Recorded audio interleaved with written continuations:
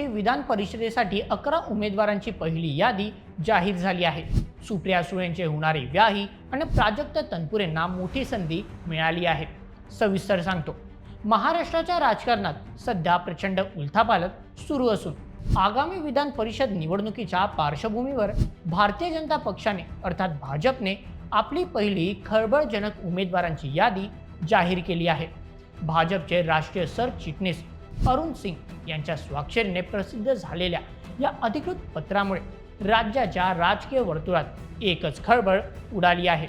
या यादीत एकूण 11 उमेदवारांच्या नावांची घोषणा करण्यात आली असून यामध्ये असे काही राजकीय ट्विस्ट पाहायला मिळत आहेत ज्यांची कुणीही कल्पनाही केली नव्हती। या यादीतील सर्वात धक्कादायक बाब म्हणजे राष्ट्रवादी काँग्रेसच्या अर्थात शरद पवार गटाच्या खासदार सुप्रिया सुळे यांचे होणारे व्याही अरुण लखानी आणि नुकताच भाजपमध्ये प्रवेश केलेले प्राजक्त तनपुरे यांना भाजपने थेट उमेदवारीचे तिकीट दिले आहे। दिल्लीत वरिष्ठ नेत्यांच्या उपस्थित झालेल्या प्रदीर्घ खलबतानंतर आणि रात्री उशिरा झालेल्या महत्त्वपूर्ण बैठकीनंतर या नावांवर अंतिम शिक्कामोर्तब करण्यात आला आहे। चला संपूर्ण प्रकरण जाणून घेऊया आजच्या व्हिडिओमध्ये। भाजपने जाहीर केलेल्या या पहिल्या यादीत राजकीय गणिते आणि कौटुंबिक संबंधांचा एक वेगळा संगम पाहायला मिळत आहे। यातील सर्वात जास्त चर्चित नाव म्हणजे अरुण लखानी। त्यांना वर्धा, चंद्रपूर, गडचिरोली मतदारसंघातून मैदानात उतरवण्यात आले आहे। अरुण लखानी हे केवळ विदर्भातील एक प्रभावशाली नाव नसून ते खासदार सुप्रिया सुळे यांच्या कन्या रेवती सुळे यांचे होणारे सासरे आहेत। सुप्रिया सुळेंच्या होणाऱ्या व्याहांना भाजपने थेट विदर्भातून मैदानात उतरवल्यामुळे या मतदारसंघातील निवडणूक आता अत्यंत प्रतिष्ठेची आणि कौटुंबिक राजकीय रंजकतेने भरलेली असणार आहे। दुसरीकडे अहिल्यानगर जिल्ह्याच्या राजकारणातील तरुण आणि आक्रमक चेहरा प्राजक्त तनपुरे यांनी नुकताच भाजपमध्ये प्रवेश केला होता। पक्षाने त्यांना तात्काळ बक्षीस देत अहिल्यानगर स्थानिक स्वराज्य संस्था मतदारसंघातून उमेदवारी दिली आहे। यामुळे या भागात आपली पकड अधिक मजबूत करण्याचा भाजपचा प्रयत्न स्पष्टपणे दिसत आहे।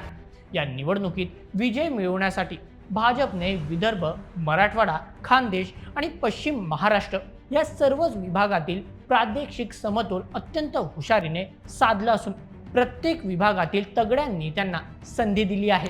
विदर्भाचा विचार केला तर भाजपने या क्षेत्रावर विशेष भर दिला आहे।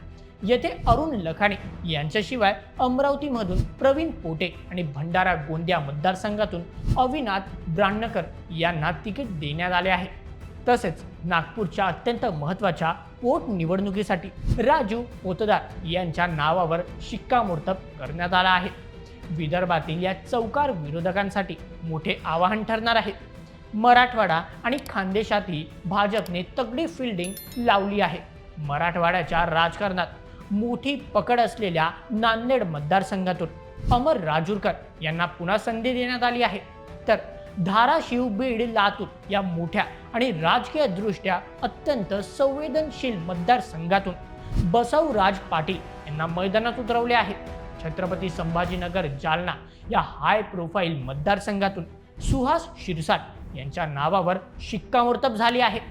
खानदेशचा बालेकिल्ला मजबूत ठेवण्यासाठी जळगाव स्थानिक स्वराज्य संस्था मतदारसंघातून नंदकिशोर महाजन यांच्या खांद्यावर पक्षाने मोठी जबाबदारी सोपवली आहे।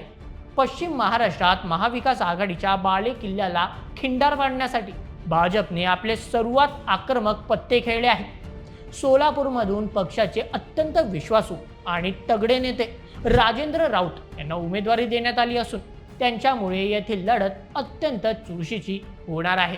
तर सांगली, सातारा मतदारसंघातून धैर्यशील कदम यांना मैदानात उतरवून भाजपने पश्चिम महाराष्ट्रातील राजकीय समीकरणे पूर्णपणे बदलून टाकली आहे। प्राजक्त तनपुरे आणि धैर्यशील कदम यांसारख्या उमेदवारांमुळे पश्चिम महाराष्ट्रात काट्याची टक्कर पाहायला मिळणार आहे।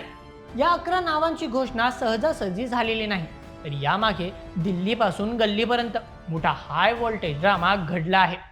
विधान परिषद निवडणुकीसाठी कोणाला संधी द्यायची याबाबत गेल्या अनेक दिवसांपासून भाजपमध्ये खलबत सुरू होती। राज्य स्तरावर झालेल्या विविध बैठकांनंतर तब्बल 48 संभाव्य उमेदवारांची नावे निश्चित करण्यात आली होती। ही प्राथमिक यादी प्रदेशाध्यक्ष रवींद्र चव्हाण यांनी पक्षाचे प्रभारी नितीन नबीन यांच्याकडे सोपवली होती। त्यानंतर ही यादी घेऊन राज्यातील प्रमुख नेते दिल्लीला रवाना झाले. दिल्लीतील केंद्रीय अमित शहा आणि JP नड्डा यांसारख्या वरिष्ठ नेत्यांच्या उपस्थितीत रात्री उशिरापर्यंत एक अत्यंत महत्त्वाची बैठक पार पडली.